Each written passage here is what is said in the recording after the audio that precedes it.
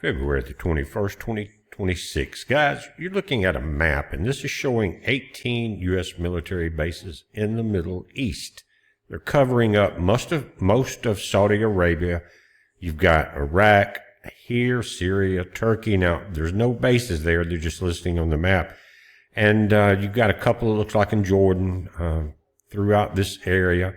Now, Yemen's here, and that's controlled by a Iranian proxy called the Houthis. And they're in this area, and that's the threat to the Red Sea. And then you've got the Straits of Hormuz. There's the threat there, of course, from Iran.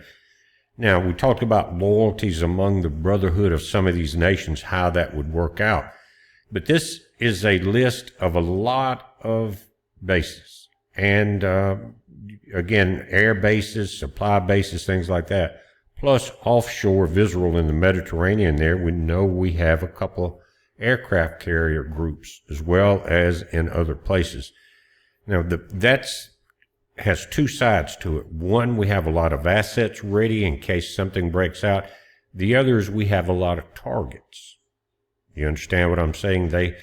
And Iran, their rhetoric now seems to be amped up just a little bit. We've talked about that saber rattling and all of that, but it seems to be ramped up in the sense that they're about to be overthrown from within. We're going to look at that too, because we've had riots there for a few weeks, but yesterday was the most intense. And the reason was, from the reports I saw, was when it started, they have a lot of colleges and universities there and they were basically on lockdown.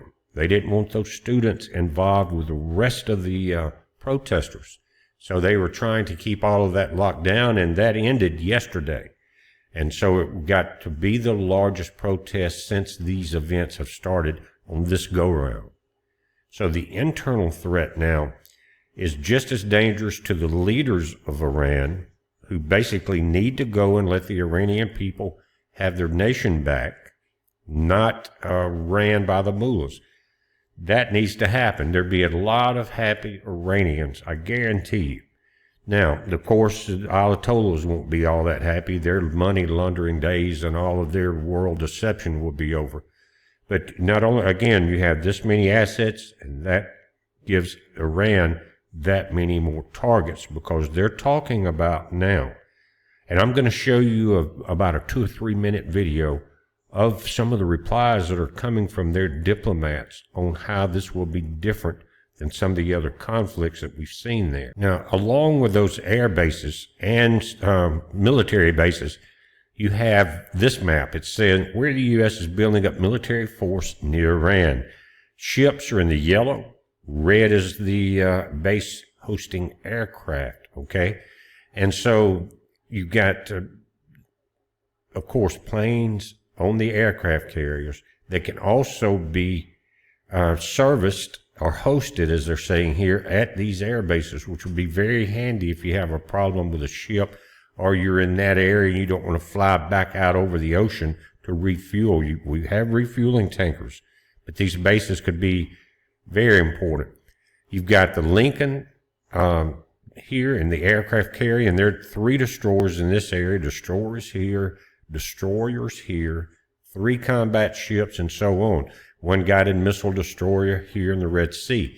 So there's assets in place, and this is including the bases we just saw, all 18 of them. So Iran definitely has a problem on its western side.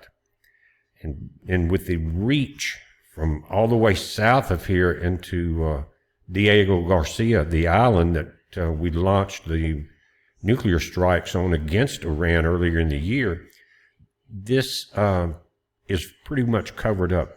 But once you listen to the Iranian diplomatic video, it kind of gives you a different perspective of how this may play out. And that's why I'm doing the video. Now, talking about the protests, this is a map of that. This is Iran. The larger the circle, the more people were involved. Large ones, 1,000 plus, medium, 100 to 1,000, small, 1 to 100. But again, the students now went against their supposed lockdown, and they started fighting yesterday in the streets, and who they were fighting was another group of citizens that were pro-Ayatollah. But Iran wants its freedom. But again, you look at the cities, Tehran, Qom, Isfahan, Kerman, Zadin, all the way around the nation, guys. And now there's an uprising within. Kind of reminds me of here.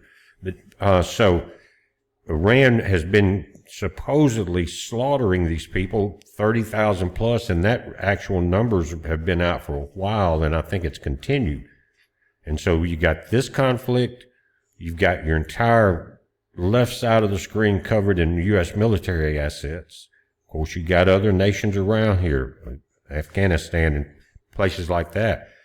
And we don't know how that alliance will work out. You know, as we look at some of these naval released images here, guys, I want to just say that the video coming up, it's not very long, and this video doesn't need to be very long. It doesn't need to be drawn out for 30, 45 minutes when you just got a pretty short message. So what I'm going to do is play the reply, I think it was this morning, from the Iranian diplomat on why this will not be as simple as the operation that took out their nuclear underground storages that we saw, again, not too long ago.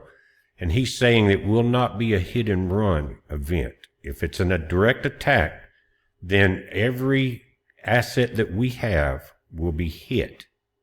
You can see it for yourself, but it's very telling. Just kind of read between the lines, and actually you don't have to. We know, again, there's political rhetoric and saber rattling and posturing and all of that, right? But this could be different. And there are some things that point to it being different. But again, watch his reply. Let me know what you think in the comments. It's kind of a back and forth question there, a question and answering session. And again, it's very telltale and just something to let your mind absorb it in case it happens. Because if it happens the way they're saying, this thing's going to get out of control very quickly, guys.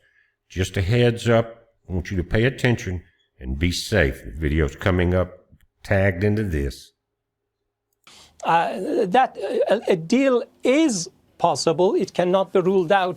But Trump's increasing military threats is undermining the process of negotiations, because the influx of unprecedented U.S. military assets in the region has gone beyond a message of deterrence. Iran looks at that as preparations for war, not deterrence. That's why Iran is prepared both for war and a deal.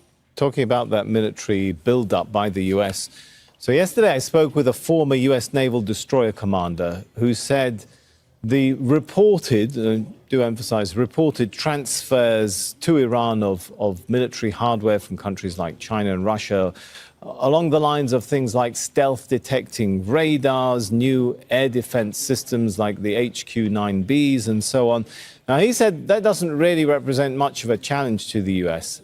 How do you see it? How much of a significant military upgrade has taken place on the Iranian side since the June attack on Iran?